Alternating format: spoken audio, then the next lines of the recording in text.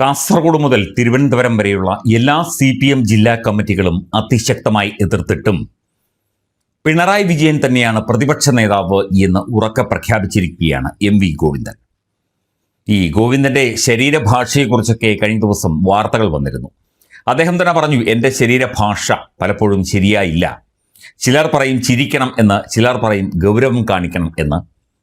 ഇതൊക്കെ ഒരു മനുഷ്യനല്ലേ, സ്വാഭാവികമായി സംസാരിക്കുമ്പോൾ പല രീതിയിലുള്ള ചേഷ്ടകളൊക്കെ തന്നെ ഉണ്ടാകും. പക്ഷേ ഓർക്കുക, MV ഗോവിന്ദൻ വായിൽ നിന്ന് വരുന്നത് അവനവന് നിയന്ത്രിക്കാവുന്നതേ ഉള്ളൂ.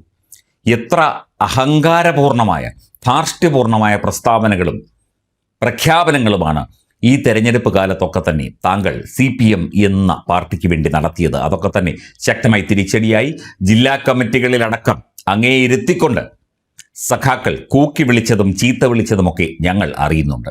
എന്നിട്ടും പിണറായി വിജയനെ തന്നെ പൊക്കിപ്പിടിക്കാനുള്ള അങ്ങയുടെ ആ വ്യഗ്രത നാം മനസ്സിലാക്കുന്നു. അതായത് പിണറായി അല്ലാതെ മറ്റാരും പാർട്ടിയിൽ വേണ്ട, പിണറായി തന്നെ പാർട്ടി, പിണറായി അല്ലാതെ മറ്റാരുണ്ട് എന്നുള്ള ചോദ്യത്തിന് ഉത്തരമാണ് താങ്കൾ നൽകിക്കൊണ്ടിരിക്കുന്നത്.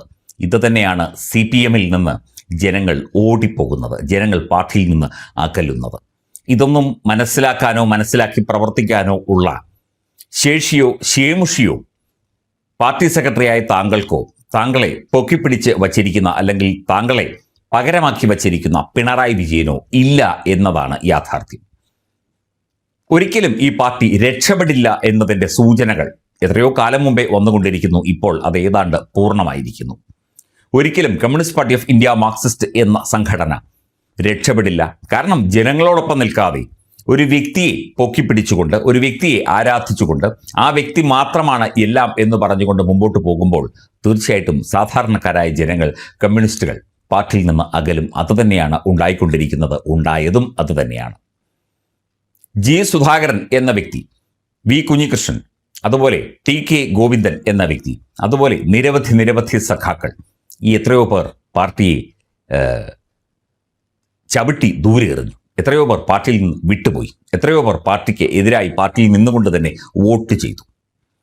ഒരു ജില്ലാ കമ്മിറ്റിയോ സംസ്ഥാന കമ്മിറ്റിയോ പോളിറ്റ് ബ്യൂറോയോ ഒക്കെ കൂടുന്നത് സാധാരണ പ്രവർത്തകരുടെ കൂടി അഭിപ്രായങ്ങൾ അറിയാനും അതനുസരിച്ച് പ്രവർത്തിക്കാനും ഒക്കെയാണ്.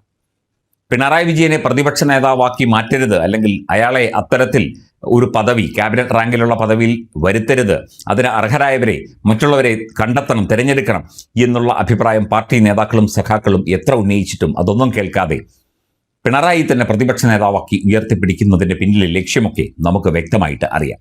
ഒന്നുമില്ല, PA മുഹമ്മദ് റിയാസിന് വേണ്ടി കളിക്കുകയാണ്. പിണറായിക്കെതിരെ ആരുമൊന്നും മിണ്ടില്ല. പക്ഷേ പകരം ബാലഗോപാലാണെങ്കിൽ, KN ബാലഗോപാലാണെങ്കിൽ അദ്ദേഹത്തെ പ്രതിപക്ഷ നേതാവാക്കുകയാണെങ്കിൽ പ്രതിപക്ഷ നേതാവാക്കേണ്ടി വരും. ഇപ്പോൾ ഇയാൾ കഴിഞ്ഞ് റിയാസിനെ കേന്ദ്ര കമ്മിറ്റിയിൽ എടുത്ത ശേഷം റിയാസ് കേന്ദ്ര കമ്മിറ്റി അംഗമാണ് എന്ന് പറഞ്ഞ് മരുമകനെ പ്രതിപക്ഷ നേതാവാക്കാം. ഇതൊക്കെ അറിഞ്ഞുകൊണ്ട് തന്നെ, നമ്മൾ പലവട്ടം ഇത് പറഞ്ഞതാണ് കേട്ടോ, ഇതൊക്കെ അറിഞ്ഞുകൊണ്ട് തന്നെയാണ് ഗോവിന്ദനെ കൊണ്ട് ഇത്തരത്തിൽ പിണറായി പറയിപ്പിക്കുന്നത്.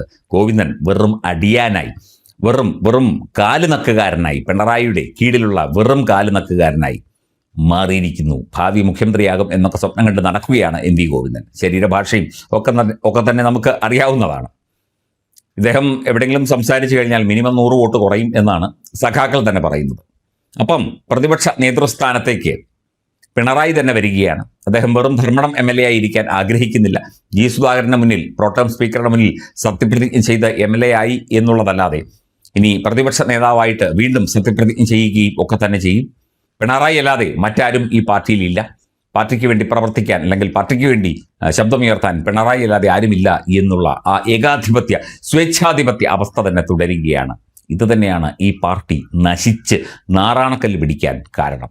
ഞങ്ങൾക്ക് അത്രേ പറയാനുള്ളൂ. നശിച്ച് നാറാണക്കല്ല് പിടിച്ചു കഴിഞ്ഞു, ഇനിയും നശിച്ചുകൊണ്ടേയിരിക്കും CPM എന്ന പാർട്ടി.